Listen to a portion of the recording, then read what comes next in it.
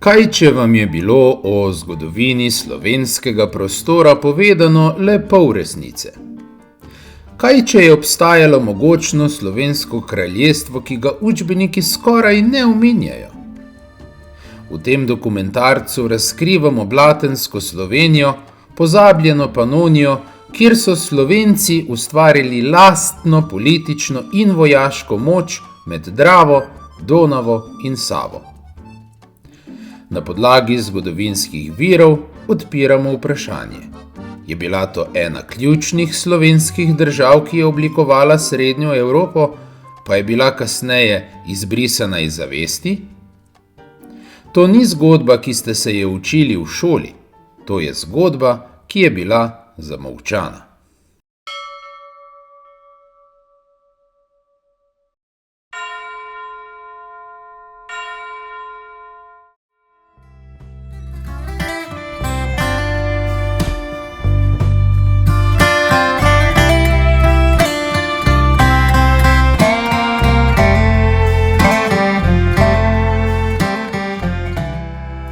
Blatenska Slovenija ni bila le ena od dežel, bila je temelj.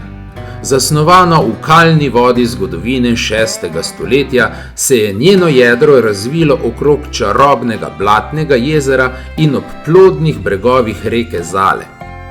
Njeno ozemlje je zajemalo srce Panonske kotline, križišče, kjer se dandanes srečujejo tri kulture: madžarska, slovenska in hrvaška. V zgodovinskih zapisih se je najprej pojavila kot spodnja ali slovenska Panonija. Prihod Madžarov v začetku 10. stoletja je to enotno slovensko ozemlje razklal na dve polovici: na Blatensko Slovenijo na vzhodni strani reke Drave in na Bezjaško Slovenijo na njeni zahodni strani. Legenda o prazni Panoniji je zgolj domišljija nevednih. Zanesljivi zgodovinski viri nam rišejo podobo te dežele kot živahne rimske province, ustanovljene leta 10 po Kristusu po ukazu cesarja Avgusta. Ta ustanovitev ni bila mirna, temveč je sledila zatrtju velikega slovenskega panonsko-dalmatinskega upora ali kramole v letih 6 do 9 po Kristusu, kar pomeni, da je rimska provinca nastala kot posledica tretje rimsko-slovenske vojne.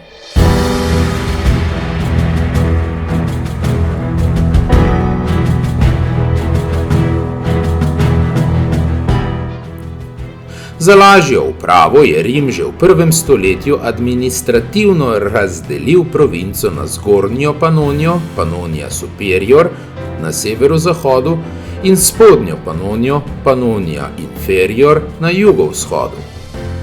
Še večjo specializacijo je uvedel cesar Dioklecijan leta 297, ko je Panonijo razčlenil na 4 upravne enote.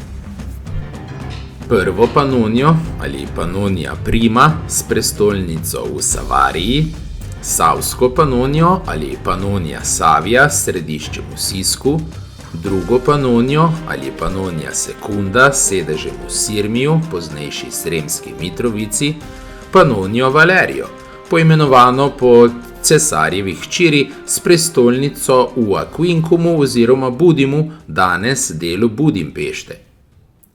Začetek 5. stoletja je pomenil konec organizirane rimske uprave, čeprav je vzhodni del ali spodnja Panonija še nekaj časa ostal pod nominalno nadoblastjo Bizanca. A ko so se legije in upravniki umaknili, so ljudje, vključno z množično prisotnimi Sloveniji, v deželi ostali. V tem prehodnem obdobju so v Panoniji živeli skupaj Sloveni, Goti in Huni, a sta se slednji dve skupini s časoma umaknili ali asimilirali, skratka izginili iz teh krajev. 6. stoletje je postalo stoletje Slovencev. V celotni Panoniji so postali ne samo večina, temveč tudi vodilna politična sila. Središče njihove moči je postalo kraljestvo pod velikim knezom Dobreto, dokler niso na sceno vstopili novi izzivalci, Obri ali Avari.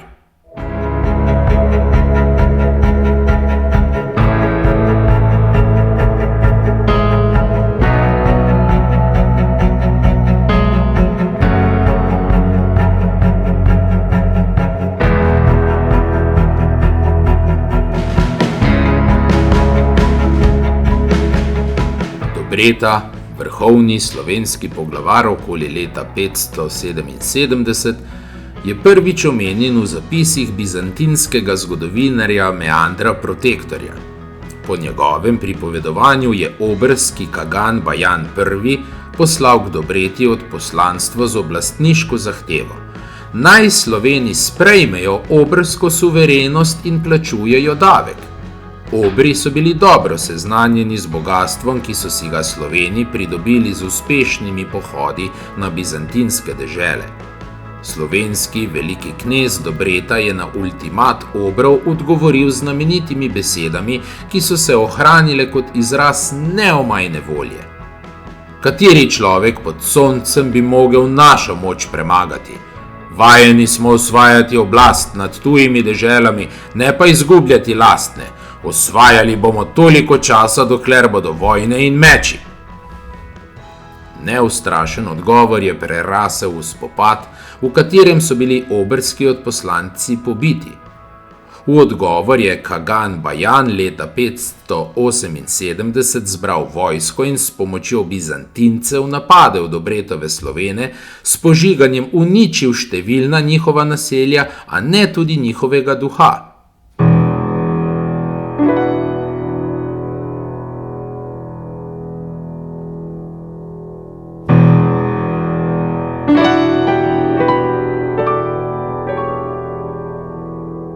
V 7. stoletju je Panonija za kratek, a sijajen čas postala jedro še večje skupnosti, slovenskega kraljestva kralja Samota. Med leti 623 in 658 to je bila najmočnejša politična sila v srednji Evropi tistega časa. Po Samotovi smrti se je oblast spet zameglila, ponovno so prišli do besede Obri, dežela pa se je v virih izmenično imenovala Slovenija, Sklavinja in Avarija. Usodni udarec Obrom je zadal združeni pohod Frankov in Slovencev leta 797, ki je uničil obrski ring med Donavo in Tiso. Ostanki Obrov so bili pregnani na jug v današnjo Srbijo.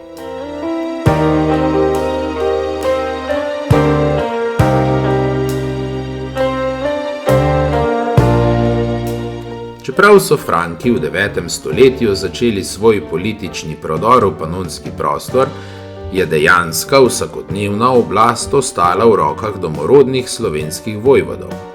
Leta 799 sta solnograški nadškof Arno in grof Gerold pripeljala škofa Teodorika v Slovenijo in ga priporočila tamkajšnjim knezom. To je pomemben dokaz, da se je ime Slovenija uporabljalo za ozemlje, ki je obsegalo tako Gorotan kot Panonijo in je segala vsaj do točke, kjer se Drava danes izliva v Donavo pri Oseku na današnjem Hrvaškem. Leta 817 je cesar Ludovik razdelil frankovsko kraljestvo med 3 sinove, Lotarja, Pipina in Ludovika, ki mu je pripadala tudi večina Slovencev. Sinu Ludoviku je prepustil Bavarsko, Gorotan in Slovence na vzhodni strani Bavarskega, torej tudi v Panoniji. Leta 818 se je na dvoru frankovskega cesarja Ludovika Pobožnega zbrala izjemna skupina poslancev. Med poslanci zavezniških narodov je bil tudi Ljudevit, slovenski vojvod v Panoniji. Njegova domena je obsegala prostrano ozemlje med Dravo, Savo in Kolpo, pa tudi ključno območje do Blatnega jezera. Medtem ko so drugi iskali frankovsko zaščito pred tretjimi silami, je Ljudevitu v srcu gorela želja po samostojnosti. Svojo željo je izrazil posredno, s tožbo zaradi krutega in samovoljnega ravnanja furlanskega mejnega grofa Kadolaja. To je pripeljalo do velikega slovenskega upora. V letih 819 in 822 je izbruhnila Ljudevitova kramola, obsežen upor proti frankovski nadoblasti. V njem so se združile sile panonskih in krajinskih Slovencev, dela Gorotancev in Timočanov. Po 4 letih izčrpavajočih spopadov se je spor končal s porazom puntarjev. Ljudevit se je umaknil v Dalmacijo, kjer je leta 823 umrl.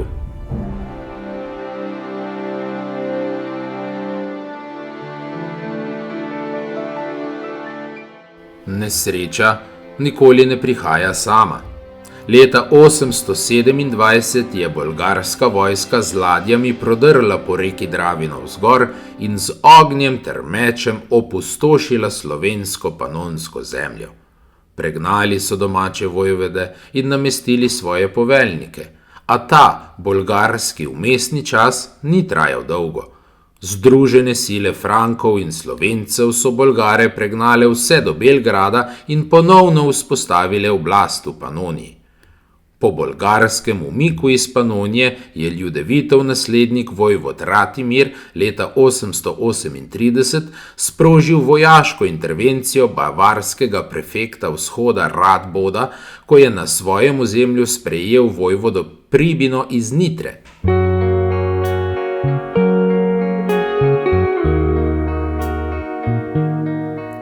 Po umiku tujcev se je začela faza konsolidacije in gradnje. Leta 840 je slovenski vojvod Pribina od frankovskega kralja prejel v fevd rodovitno ozemlje okrog Blatnega jezera ob reki Zali. Na težko dostopnem močvirnatem območju je ustanovil in zgradil mogočno utrdbo, Pribinov grad, znan tudi kot Blatograd, nemško Mosapurg, latinsko Urs Paludarum, mesto v močvirju. Spretno politiko in naseljevanjem je na tem jedru oblikoval panonsko ali blatensko Slovenijo, ki je obsegala ne samo okolico jezera, temveč tudi obsežna odzemlja med Dravo in Savo ter celo preko nje, na severu in vzhodu pa je segala vse do reke Donave.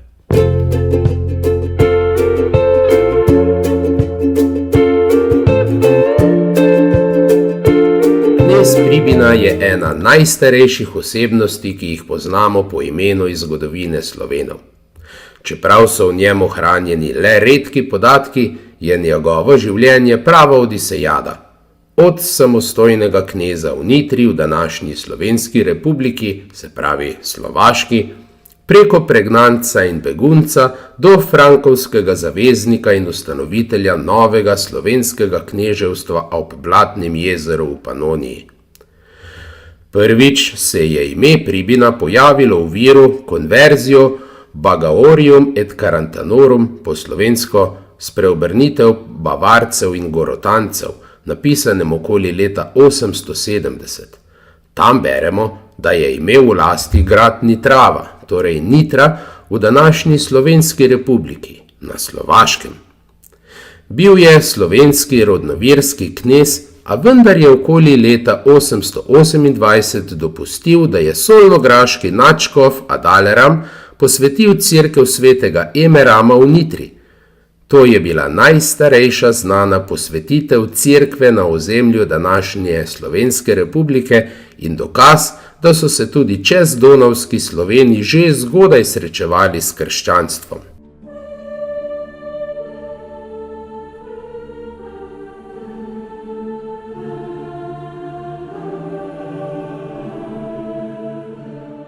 Pribinova oblast v Nitri ni trajala dolgo. Mojmir, knez slovenskih Moravcev, je okoli leta 833 razširil svojo moč tudi na območje Nitre in Pribino od tam pregnal. S tem se je začelo dolgo obdobje iskanja njegovega novega doma. Najprej se je zatekel k knezu Ratimirju v Panonijo med rekama Drava in Sava, torej v poznejšo bezjaško Slovenijo, a to ni bila varna izbira. Knez Ratimir je bil v sporu z vzhodno-frankovskim kraljem Ludvikom Nemškim, zato je ta poslal svojega vojvoda Radboda ali Radboda, da bi ga pokoril. Ko je Radbod pritisnil na Ratimirjevo Panonijo, je Pribina hitro spoznal, da bo moral bežati naprej. Njegova naslednja postaja je bila prav pri Radbodu, ki je bil prefekt vzhodne Marke ali krajine. Prav tam, v Trajsmavorju ob reki Donavi, se je Pribina dal krstiti. Krst je pomenil vstop v krščansko skupnost in hkrati politično zavezo Frankom. Vojvod Radbot ga je nekaj časa imel ob sebi, nato pa ga je poslal naprej na različna dvorna središča, dokler se Pribina ni končno uveljavil kot zvesti vazal vzhodno-frankovskega kralja.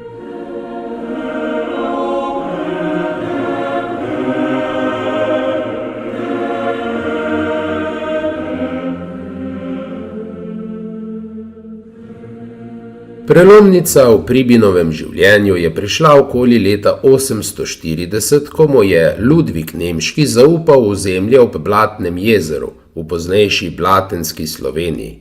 Tako je nastalo novo slovensko kneževstvo, katerega središče je bilo v Blatogradu ali Mosapurcu, v današnjem Zalavaru na Madžarskem.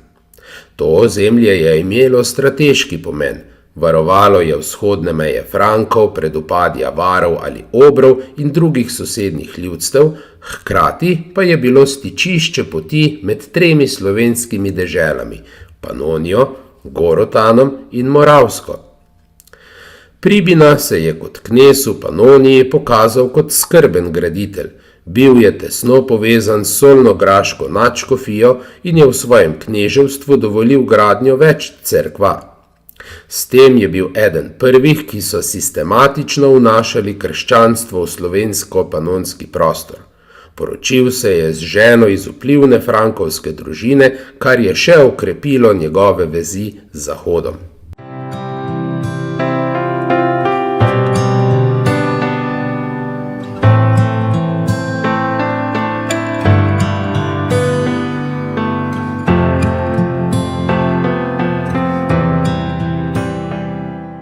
Kljub temu mir ni trajal dolgo.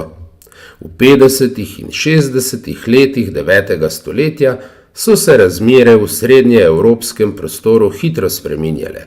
Slovenski moravci pod knezom Ratislavom so okrepili svojo moč in vedno bolj ogrožali Panonijo. Knez Pribina kot frankovski zaveznik je bil zato naravni sovražnik Moravcev. V vojaških spopadih z Ratislavovimi bojevniki je padel okoli leta 861. Tako se je končala življenjska pot enega velikih slovenskih knezov iz 9. stoletja v bratomorni vojni. Po njegovi smrti je slovensko kneževstvo ob Blatnem jezeru prevzel njegov sin Kocelj, ki je ostal v zgodovinskem spominu kot velik podpornik misije Cirila in Metoda ter zagovornik slovenske besede v bogoslužju. Prav knez Kocelj je bil tisti, ki je papežu poslal prošnjo, da sme v svojem knežjem dvoru izobraziti 50 mladeničev v domačem jeziku Slovenov.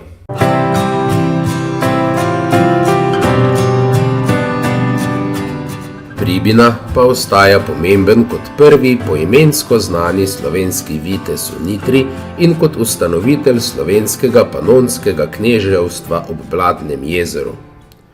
Njegovo življenje jasno kaže, kako zapleteni so bili v 9. stoletju odnosi med Sloveni in Franki, pa tudi med samimi Sloveni, na eni strani Panonci in na drugi strani Moravci.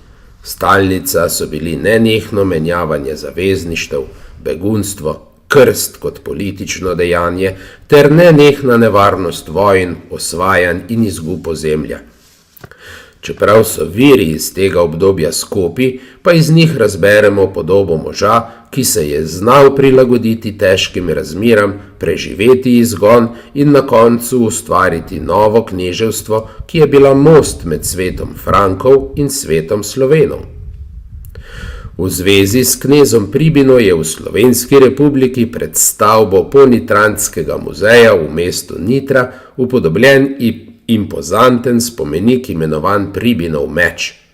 Tamkajšnji turistični opisi navajajo, da naj bi šlo za povečano kopijo orožja iz knežjega groba, katerega original je bil domnevno odkrit leta 1876.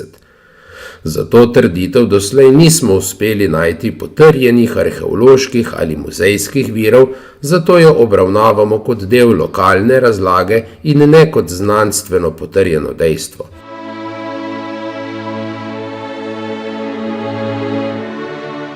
Med Sloveni, Slovaki, pa je tudi razširjena urbana legenda o Pribinovem meču, ki se glasi: ko je bil Pribina pregnan iz Nitre, je s seboj vzel le malo stvari, družino, nekaj zvestih bojevnikov in sveti meč, ki so ga, kot so govorili kovači, skovali iz železa, ki je bilo najdeno v gori nad Zoborom. Ta meč naj bi imel srebrn ročaj, v katerega je bil urezan simbol sonca in je bil znamenje knežje časti. Po pripovedovanju starih modrecev je Pribina meč uporabil le 3-krat. Prvič, ko je branil svojo čast proti Mojmirjevim možem pri Nitri, drugič, ko je ob prihodu v Panonijo pri malem blatnem jezeru udaril z njim po zemlji in rekel: tukaj bo moj novi dom, in tretjič, ko je ob posvetitvi cerkve v Blatogradu položil meč na oltar kot znamenje, da bo vladal pravično.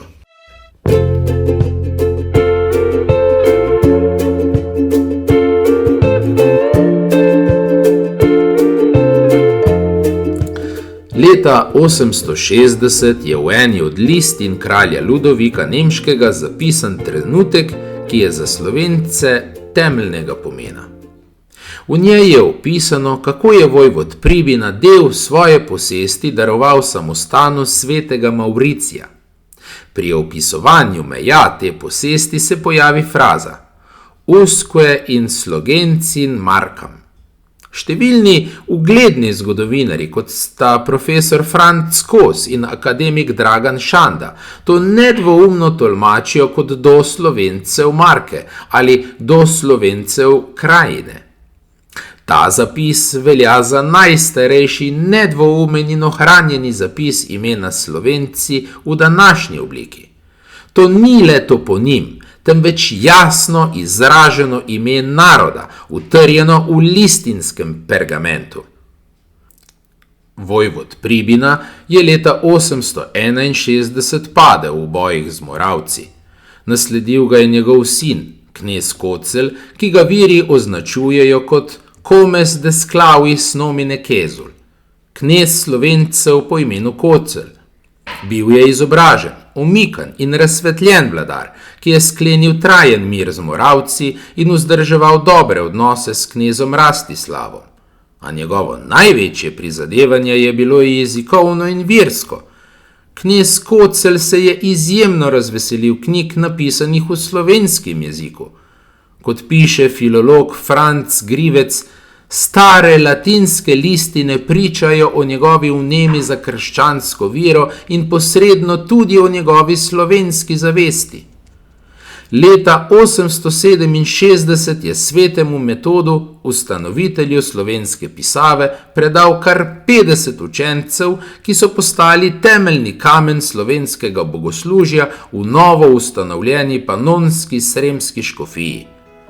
Slovenski knez Kocelj je izginil iz zgodovinskih virov leta 874, njegova dediščina pa je ostala.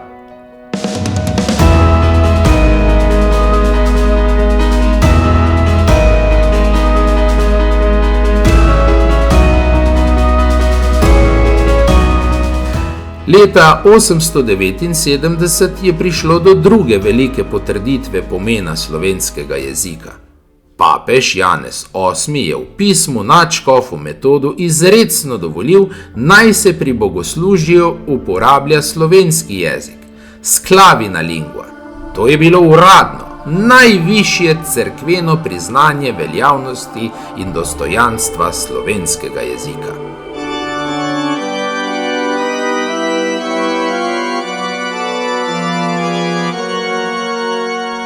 Knez Kocelj je v slovensko zgodovino vstopil kot sin kneza Pribine, prvega znanega slovenskega kneza v Nitri in poznejšega vladarja ob Blatnem jezeru v Panoniji. O njem viri ne povedo veliko, komaj nekaj vrstic v latinskih zapisih, a tisto, kar je ostalo, je dovolj, da ga vidimo kot osebnost, ki je razumela moč besede. Odstira nam sliko slovenskega vladarja, ki je bil za svoj čas neverjetno napreden. Ni bil le naslednik očetove oblasti, temveč knez, ki se je odločil, da bo domači jezik postavil ob bok latinščini in ga ohranil v molitvi, šoli in knjigi. Oblast je prevzel okoli leta 861, ko je njegov oče padel v bojih s slovenskimi moravci. To je bil čas, ko je bila Evropa v primežu latinščine. Cerkev je strogo varovala svojo univerzalno jezikovno enotnost, liturgija je bila povsod latinska, svetopismo v latinščini, šolanje pa namenjeno zgolj peščici duhovnikov. Verniki so se morali učiti, poslušati in moliti v jeziku, ki ga večina ni razumela. Latinski jezik je bil ne le duhovna, temveč tudi politična vez, s katero je zahodna cerkev utrjevala svoj vpliv.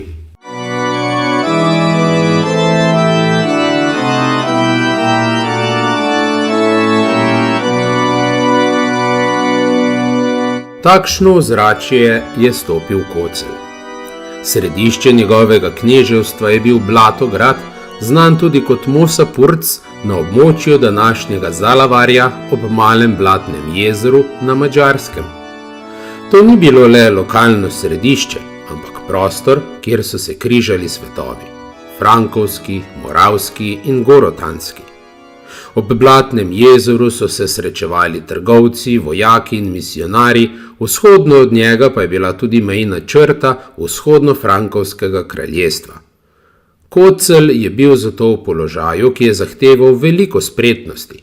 Bil je vazal Frankov, a je moral skrbno uravnavati odnose s sosednjimi slovenskimi kneževstvi, z Moravsko pod Rastislavom in kasneje Svetopolkom, ter z Gorotanom oziroma Karantanjo pod Arnolfom.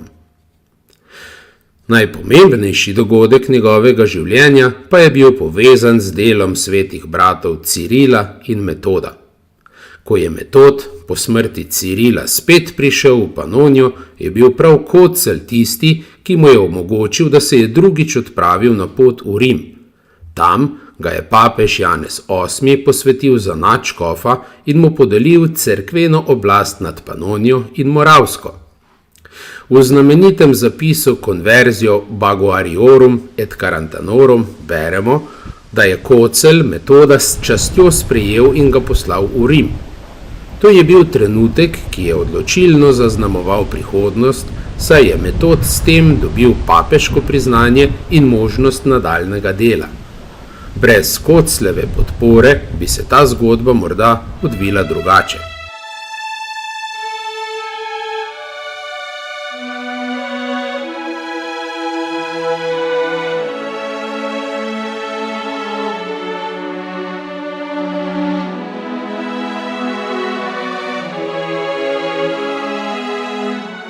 Kocelj pa ni bil le pokrovitelj, ki je omogočil pot v Rim. Njegova odločitev je bila vse prej kot samoumevna. Mnogi drugi knezi v tedanjem cesarstvu so se oklepali latinske tradicije, saj je pomenila povezavo z Rimom, z močjo Frankov in z avtoriteto cerkve. Podpreti bogoslužje v ljudskem jeziku je pomenilo tvegati konflikt z nadškofi, izgubo ugleda in celo obtožbe herezije. Bavarski, solnograški nadškofi so se z vsemi močmi upirali ideji, da bi Panonija dobila bogoslužje v slovenskem jeziku. Zanje je to pomenilo izgubo nadzora, a hkrati tudi nevaren precedens, ki bi ga lahko posnemali še drugod. Njegova drznost se je pokazala v pismu papežu, v katerem je zaprosil, da bi v svojem dvoru lahko izobraževal 50 mladeničev v slovenskem jeziku. V času, ko so nadškofi v Solnogradu zahtevali izključno latinsko bogoslužje in želeli Panonijo trdno obdržati pod svojim vplivom, je bila ta želja skoraj revolucionarna. Kocelj se je jasno postavil na stran Cirila in Metoda ter s tem na stran ljudstva, ki je smelo prvič moliti in poslušati sveto pismo v svojem, slovenskem jeziku.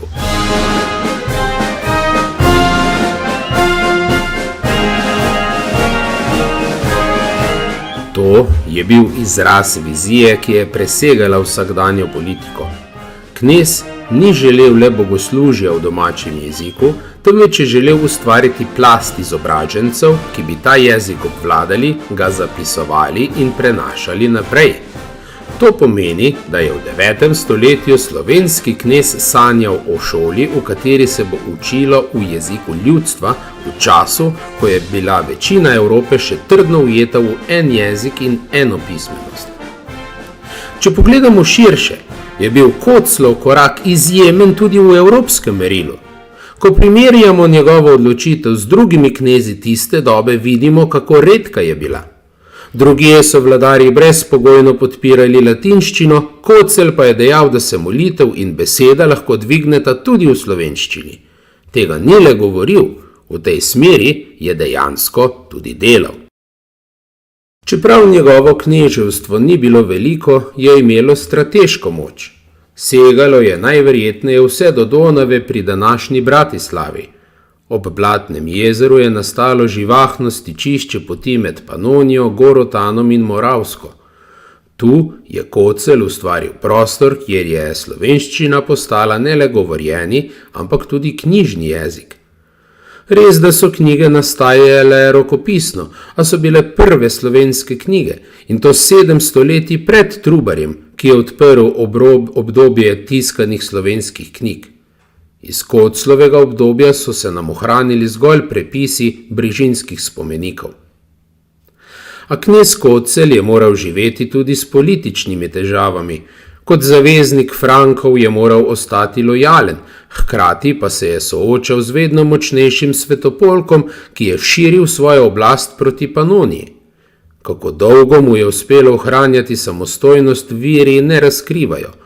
Po letu 876 je njegovo ime izginilo iz vseh zapisov. Najverjetneje je bilo to leto njegove smrti. Vzroki ostajajo neznani. Morda je padel v bojih, morda je umrl naravne smrti. Profesor Dragan Šanda pa je v svoji raziskavi domneval, da je končal v spopadih s slovenskimi Hrvardi iz Dalmacije. Kar je gotovo, je zgolj to, da ga po tem letu zgodovina več ne omenja.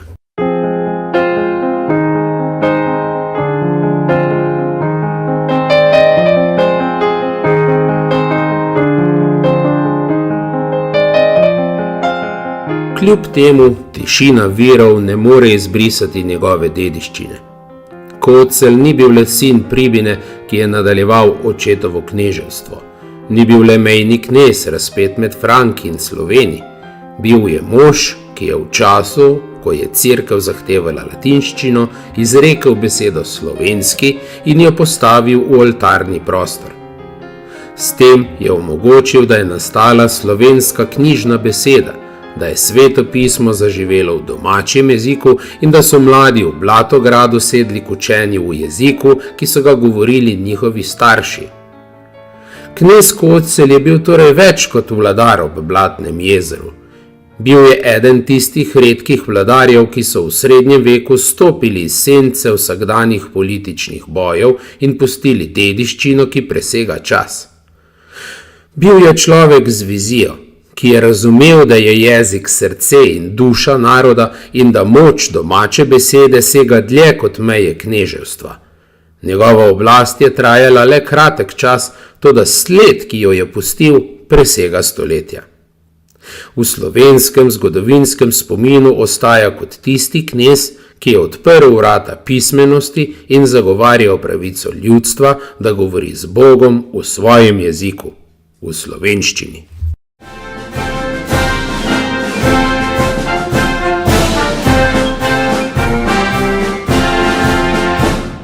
V tem času so na ozemljih naseljenih Slovenci obstajale vsaj 3 velike politične tvorbe, ki so vse nosile ime Slovenija. Gorotanska ali Karantanska Slovenija v alpskem prostoru, Blatenska Slovenija ob istoimenskem jezeru in Medrečna Slovenija v prostoru med rekami Drava, Donava, Sava in Kolpa. Zadnji veliki slovenski vladar, ki je pred prihodom Madžarov držal vajeti moči v Panoniji, je bil vojvoda Braslav. Sprva je vladal s sedežem v Sisku ob sotočju Save in Kolpe, Leta 884 pa je prisegel zvestobo cesarju Karlu Debelemu, ki ga je potrdil kot vojvoda Panonije oziroma medrečne Slovenije. Frankovski letopisi za to leto poročajo, da je bil na posvetu pri cesarju prisoten tudi Brazlavon, ki je vladal svojemu regnomu kraljestvu med Dravo in Savo. Leta 896 mu je cesar Arnolf Gorotanski podelil še dodatno ozemlje na levem bregu reke Drave, središčem v Blatogradu, Zalavaru, ki je bilo prej del Gorotanskega kraljestva. Od tega trenutka je vojvod Braslav nedvomno vladal na obeh bregovih Drave, tako v Blatenski kot v medrečni Sloveniji.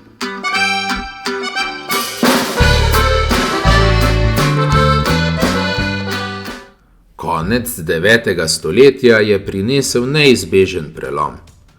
Leta 895 ali 96 so Madžari pod pritiskom pečenogov z vzhoda prešli Karpate in udrli v Panonsko kotlino, ki je bila takrat pod nadzorom oslabelega karolinškega cesarstva. Do leta 900 so utrdili oblast nad večjim delom kotline. Odločilni trenutek je prišel leta 907 v bitki pri Bratislavi, kjer so Madžari odločilno porazili združeno frankovsko, slovensko-gorotansko in panonsko ter slovensko-slovaško vojsko. Ta poraz je dokončno zapečatil konec karolinške oblasti in slovenske politične neodvisnosti v Panoniji ter odprl novo, madžarsko poglavje. Usoda vojvoda Braslava ni povsem znana, morda je padel v obrambi svoje dežele, morda pa se je umaknil na ozemlje današnje Slovenije in v bližini Braslovč zgradil svoj grad.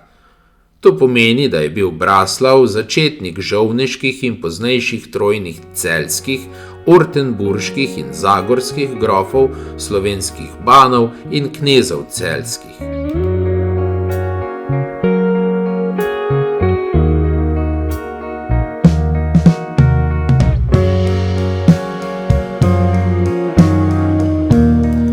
Svetopoljk I. Moravski, znan tudi kot Svatopluk I. ali v nemških virih kot Sventibold, je bil najvplivnejši vladar tako imenovane Velike Moravske, pomembne slovenske države v srednji Evropi. Pod njegovim vodstvom je Moravska, pravilneje čezdonavsko-slovensko, dosegla svoj največji ozemeljski obseg, politično neodvisnost in kulturni razcvet, zlasti v kontekstu širjenja krščanstva v slovenskem jeziku.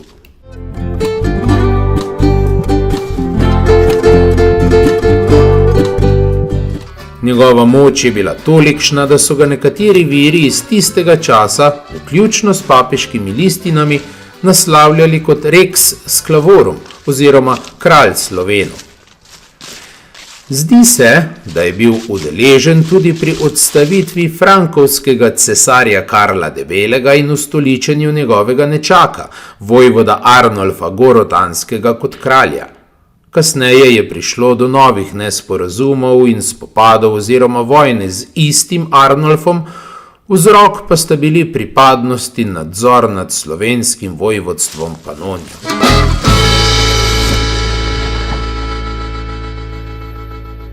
Pri tem sta oba slovenska vojvoda in kralja, Arnolf Gorotanski ter Svetopoljk Moravski, občasno sodelovala tudi z Madžari, kar ima posledice še danes.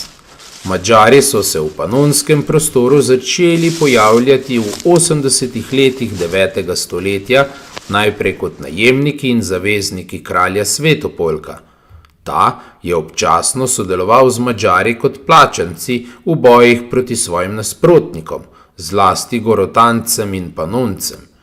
Madžare je torej taktično uporabljal kot zunanje zaveznike pri obrambi svojega kraljestva pred Gorotanskim kraljestvom kralja Arnolfa Gorotanskega. Ob njegovi smrti leta 894 še ni prišlo do stalne naselitve Madžarov v Panoniji, a njihovi upadi so postajali redni. Za Svetopolkom je namreč tudi kralj Arnulf sistematično najel Madžare kot svoje zaveznike in sicer jih je leta 892 pripeljal proti Moravcem ter z njimi udaril neposredno na Svetopolka.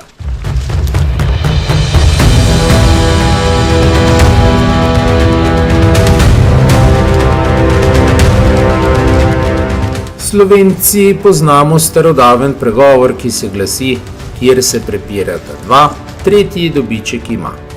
Natanko to se je zgodilo v primeru Madžarov. V medsebojnem prepiru in vojskovanju sta Madžare drug proti drugemu uporabila oba slovenska kralja, Svetopolk, ki jih je poklical prvi, in Arnulf, ki jih je najel za njim. Madžari so tako dobili možnost spoznati lepote, bogatstvo in primernost slovenske Panonije za bivanje, obenem pa so spoznali tudi vojaško moč obeh kraljev. Kmalu zatem sta oba kralja umrla, a Madžari niso preprosto izginili. Zato so nazadnje Madžari vse to izkoristili proti svojim bivšim zaveznikom in se naselili na osrednjem slovenskem ozemlju, v Panoniji. Njihova naselitev v začetku 10. stoletja je povzročila prekinitev neposrednega stika todonavskih in čezdonavskih Slovenov. S tem so bili tedanji Sloveniji razbiti in razdeljeni na dva ločena dela, kar velja še danes.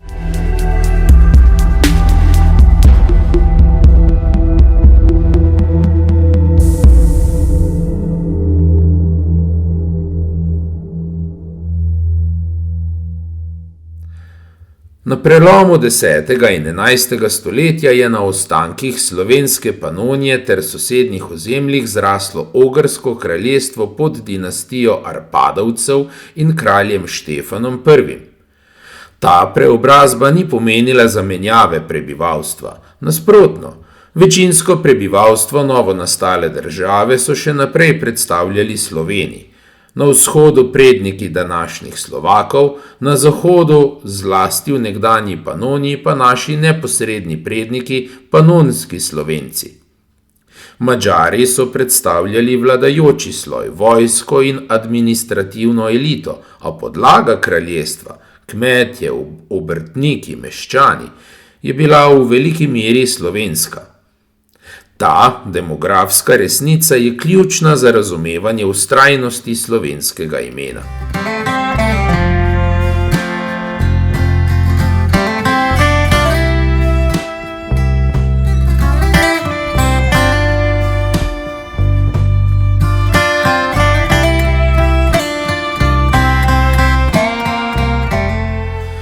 Napetosti med novim ogrskim kraljestvom in svetim rimskim cesarstvom niso ponehale. Jeseni 1051 se je cesar Henrik III. Odločil za velik vojaški pohod na Ogrsko. Njegovo silovito vojsko so sestavljale čete iz vseh kotov cesarstva: Bavarci, Langobardi, Sasi, Švabi, Franki in, kar je za nas najpomembneje, zvesti gorotanski Slovenci. Ta koalicija je prečkala Gorotan in udrla na Ogrsko, a uspeha ni dosegla. Hudourniški dež, pomanjkanje hrane in gverilska taktika Madžarov, ki so se izogibali odločilni bitki, so prisilili cesarjevo vojsko na ponižen umik.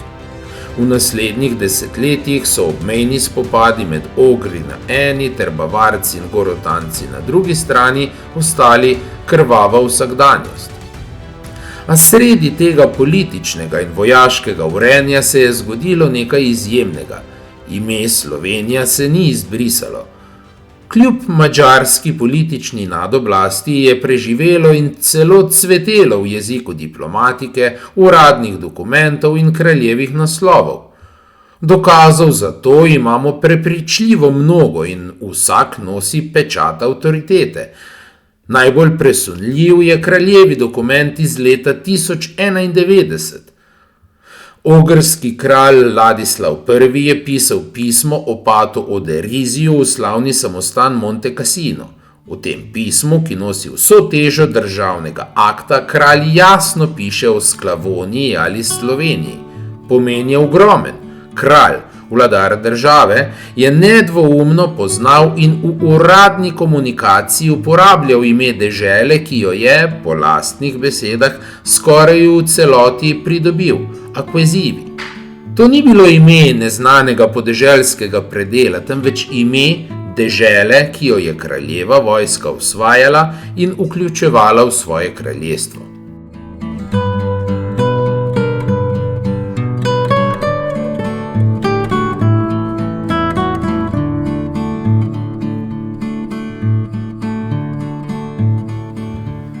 Tukaj je prevod ključnega odlomka tega kraljevega pisma, ki govori sam zase.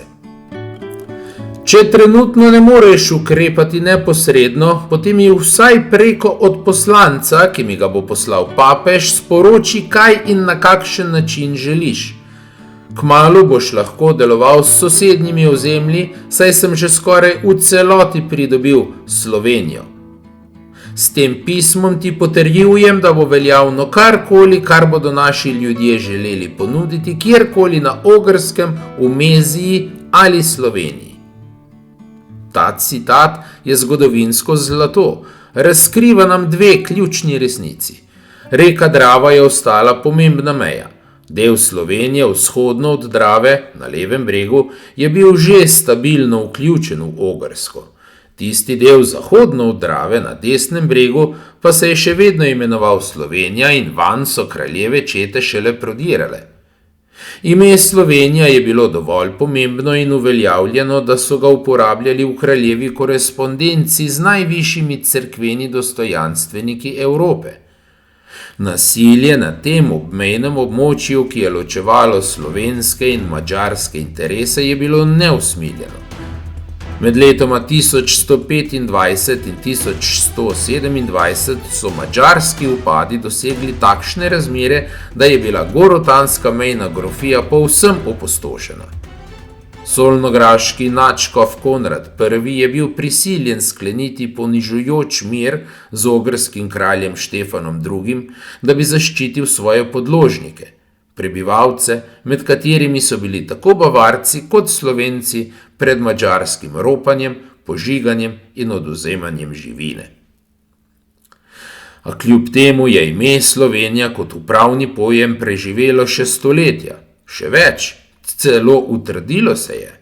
Konec decembra 1161 je cesarski notar Burkhard v svojem poročilu zapisal, da je potoval skozi Koroško, Kranjsko, Istro, 2 marki in druge dele Slovenije na Ogrskem, kjer je zbiral vojaške in denarne prispevke za cesarja. To je neizpodbiten dokaz, da so bile še sredi 12. stoletja na Ogrskem številne slovenske županje ali komitati, ki so jih skupaj imenovali Slovenija, Sklavenija. Edino logično pojasnjevalno ime te Slovenije je zgolj Blatenska Slovenija, saj so se omenjene županije razprostirale prav ob Blatnem jezeru.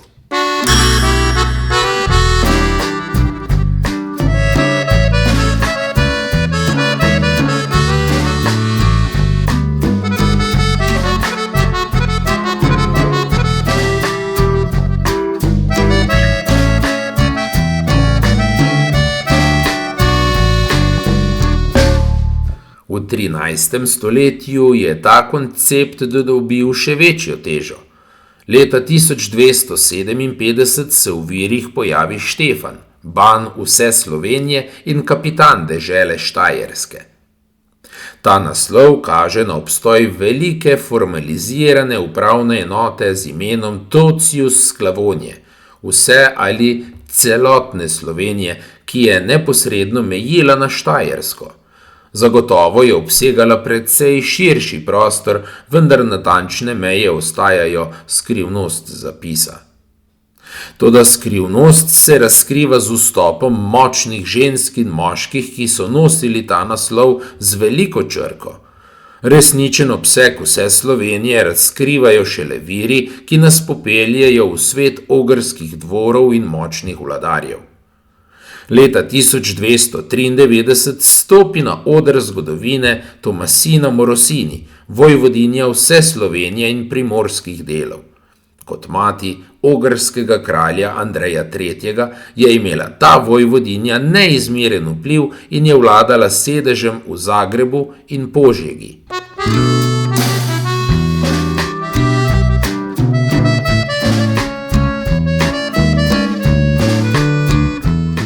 Njeno oblast je njen sin, kralj Andrej III., leta 1295 še razširil, zato si je nadela še bolj veličasten naslov. Vojvodinja vse Slovenije in upraviteljica krajev to stran Donave vse do morja. Ta naslov jasno določa, da je njeni celotni Sloveniji pripadalo ogromno ozemlje od reke Donave vse do Jadranskega morja, prostranstvo, ki je daleč presegalo ozke meje današnje regije Slavonije. Leta 1300 je bil z istim dostojanstvom naslovljen tudi vojvod Albert, vojvod vse Slovenije in knez Požege. Kaj pa je dejansko zajemala ta vsa Slovenija pod njihovo prisotnostjo? Analiza zgodovinskih dokumentov kaže, da je bila njihova sodna in upravna oblast segala tudi čez reko Dravo v jedro nekdanje blatenske Slovenije in sicer v naslednje ključne županje: Železno županjo, ozemlje današnjega Porabja in severnega Prekmurja, Zalsko županjo, območje okrog Blatnega jezera in reke Zale vse do Velike Kaniže, Šomoško županjo, razprostirajočo se od južnega dela Blatnega jezera do levega brega reke Drave, Baransko županjo z mestoma Peč in Mohač. To so bila ozemlja, kjer se je slovenski jezik in vsakdanje življenje ohranilo še stoletja po uradni madžarski osvojitvi. Vse naštete županje se nahajajo na levem bregu reke Drave in niso nikdar bile del medrečne Slovenije ali bezjaške Slovenije. To pomeni, da je pristojnost funkcije slovenskega vojvoda ali slovenskega bana v določenih obdobjih segala tudi čez reko Dravo v blatensko Slovenijo.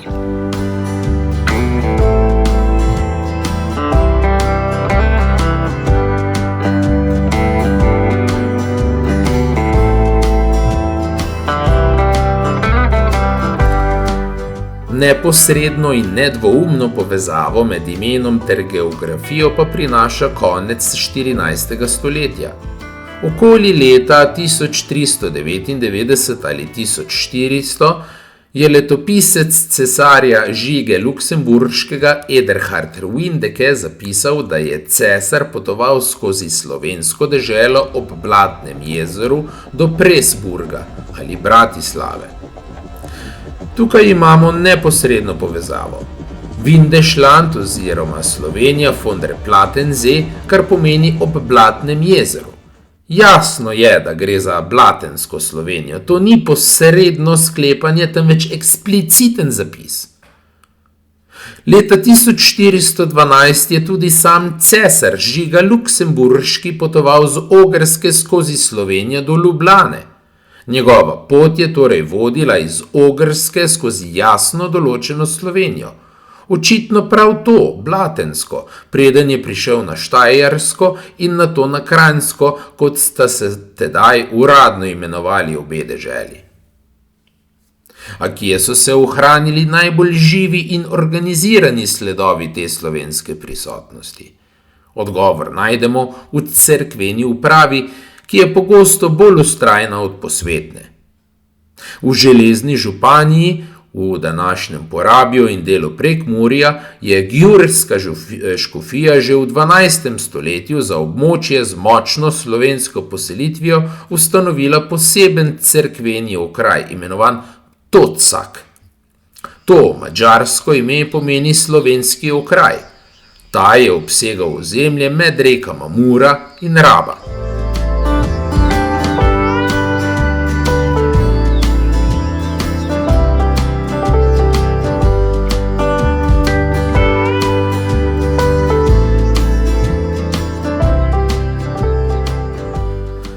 Sosednja Zalska županija okrog Blatnega jezera je spadala pod pristojnost Svete Cerkve slovenske Zagrebečke. Pazite, ne Zagrebške, niti Zagrebačke, temveč Zagrebečke. V njenih uradnih zapisih se za del današnjega Prekmurja uporablja latinski izraz Districtus Transmuranus, kar pomeni okraj onstran Mure.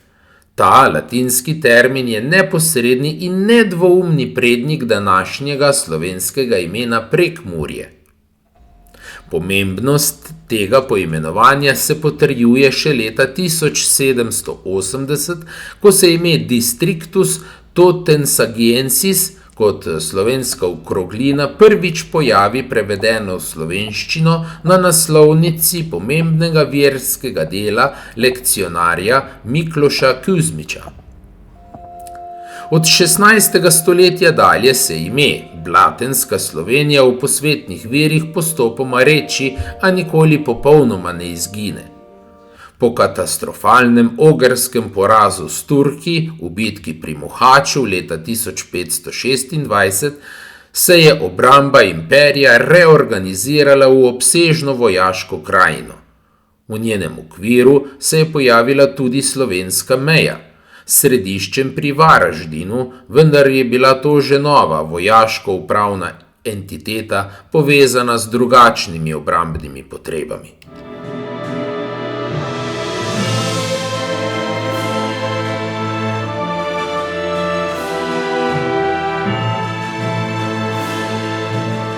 A spomin na staro ime je ostal živ v zavesti ljudstva. Najbolj oseben in ganljiv dokaz za to nam poda leta 1715 prekmurski pisatelj in duhovnik Franc Temlin. V pismu nemškim pietistom je z vso odločnostjo zapisal: "Moja rodna dežela se imenuje Sklavonija oziroma Slovenija." Poudaril je, da leži ob meji spodnje Ogrske proti zahodu med Štajersko in Ogrsko in da se del železne županje še vedno ponaša s tem imenom. Pomembno je, da Temlin ni govoril o Slavoniji na Hrvaškem, temveč je jasno in natančno mislil na ostanke Blatenske Slovenije v okviru Ogrskega kraljestva, katerega jedro je bilo takrat že njegovo domače Prekmurje. Ta vztrajnost identitete se je soočala z neusmiljeno realnostjo. Blatenska Slovenija je bila v novem veku izpostavljena dolgotrajnemu načrtnemu in sistemskemu procesu pomadžarjenja. Ta proces je počasi in vztrajno zajemal vsa njena nekdanja jedra: železno županjo, uporabijo in Prekmurju, Zalsko županjo okrog Blatnega jezera, Šomoško županjo in Baranjsko županjo. Posledica je bila žalostna, a predvidljiva.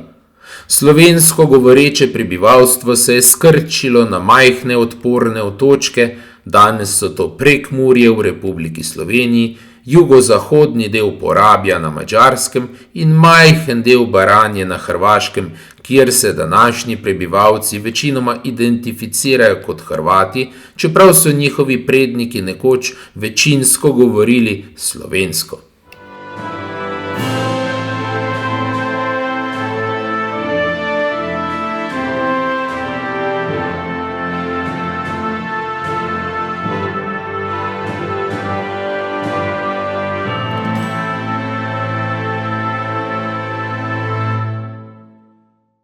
Blatenska Slovenija nikoli ni bila obrobje ali stranski pridih slovenske zgodovine. Bila je jedro, politično, kulturno in jezikovno središče, ki je svojo težo in pomen ohranilo še dolgo po izgubi neodvisnosti in samostojnosti. Njena zgodovina ni le zgodba o izginotju, je predvsem zgodba o vztrajnosti. Dokazuje nam, da ime Slovenija ni mlado in tudi, da to ime stoletja je odmevalo v dvorcih ogrskih kraljev, v naslovih vojvodov in banov, v cerkvenih listinah in v pisnih potopisih in to dolgo, dolgo preden je postalo ime naše moderne države.